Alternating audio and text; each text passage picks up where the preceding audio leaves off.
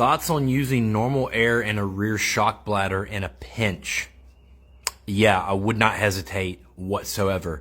In fact, I wouldn't hesitate to use normal air in a rear shock bladder not in a pinch. You have guys say, you need nitrogen. It's more inert. It's more inert.